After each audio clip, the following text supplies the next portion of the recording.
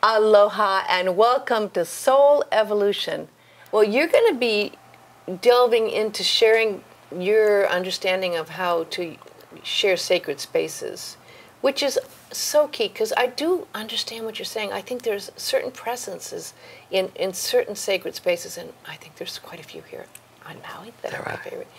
And there really is a lot that can be gained from understanding sacred spaces. What are some of the things you wish to cover when you teach on sacred spaces? The power of sacred space, which is essentially a natural resource we have.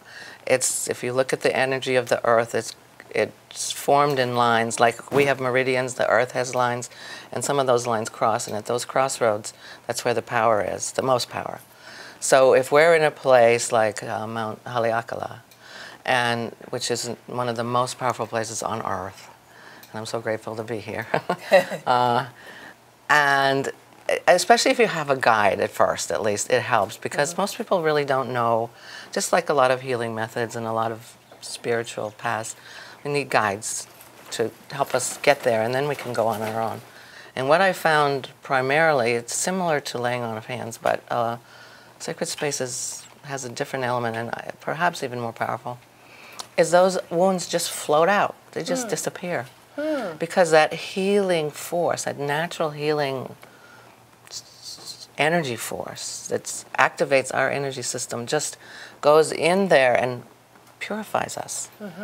Now sometimes, just like in healing or spiritual path, sometimes it happens faster than people want, or it happens differently than they expect. So they're like, oh my God, what is this? You know, what? You know, what am I seeing, or what am I feeling, or what am I thinking, or how do I feel in my body?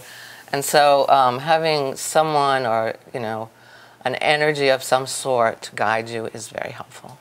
I'm starting to do fire ceremonies, which are connecting to the energy of fire, which is connecting to the energy of the volcano, which then there's the flame. Well, let's talk a little bit about, because you know you're here on Maui now, and as you mentioned, we have great love and respect, and I have a great awe actually for Haleakala. I wrote a song called "Sun Over Haleakala" actually, but I mean it is amazing the power of that that energy there. It is. So what has been your discoveries with Haleakala? And what has been what you feel like is an energy that you wish to share, that you've been learning from, and that you wish to share with others about Haleakala?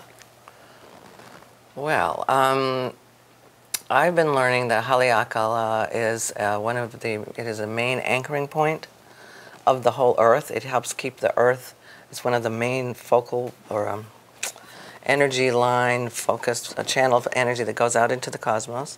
It's especially connected to Andromeda.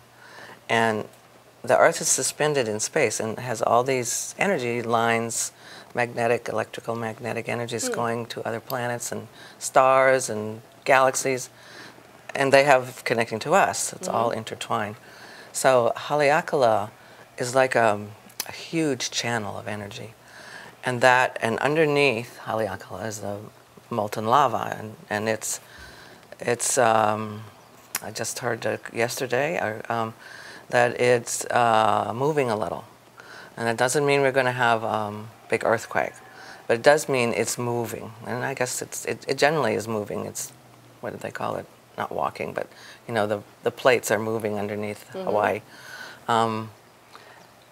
What the work that seems to be coming up for me is that energy in the center of the earth, the core energy. That's why I call some of what I'm doing core rejuvenation. It's kind of like going down into that core energy, which I just heard a few days ago is love. So we're reframing the concept of lava and molten fire rock as love, essentially. And so that love, we go into that love, and then we can channel it back out for ourselves, for the world. But in doing so, we are freeing energy that has been sort of dormant in the earth that could come out through a volcano or an earthquake. But by us as human beings getting in alignment with that energy, we can help release it without causing more earthly devastation. Well, thank you, Carolyn. It's been welcome. such a treat talking Thank to you. you. I love talking to you about all the Thank wonderful you. things you've done. We really just kind of had a little dipping of our toe into your work that you do, and it's been a wonderful conversation to be able to discover the great work you're doing to serve people. And again, people can find out more. We'll be posting some of your websites, and people can find out more about what you're going to be doing here very soon. So a big mahalo and a big aloha to you in appreciation for your work. Thank you. Aloha. Mahalo. Mahalo.